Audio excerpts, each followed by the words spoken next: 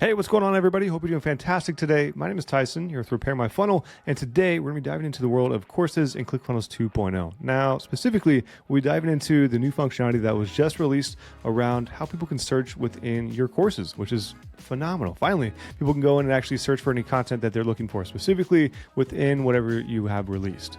Now, there are some limitations to this. It is actually only available at this moment in time to the default Learning Hub style courses, which is what we're looking at right now with the default view of all of our courses here. Now, let me pull over my ClickFunnels account just to show you what I'm referring to. Inside of a course, you have an option for customize. There's a little tab there for all courses. And if this is enabled and you're going in and fully customizing your course from your lesson page templates, your module page templates, your course home, all those, if you are going in and manually customizing this will not work for you. All right. So make sure that this is turned off if you want to see this functionality inside of your course. Now, that's not to say that this is a forever thing. I'm sure that they will eventually expand upon that feature, but for now, it has to be a default Learning Hub style course just like this. All right.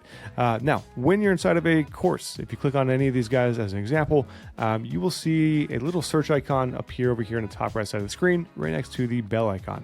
From there, you can just go in and click on that guy directly, and it'll allow you to search up any content or any lessons specifically in this course, right? So it's gonna be based off of the name of the lessons or any content in those lessons. So make sure that you are aware of that. For example, if I type in new lesson, right, you can see it right here over here on the left-hand side. You'll see that's the only option that is appearing there, and it's fully based off of the text or the wording that's used while naming it. Okay, so keep that in mind while you're creating all your courses. Let's do this again with another one. We'll go with copy of copy. How about that? Copy of copy. There you go. See, it's populating itself, and it shows you the one result that has that name.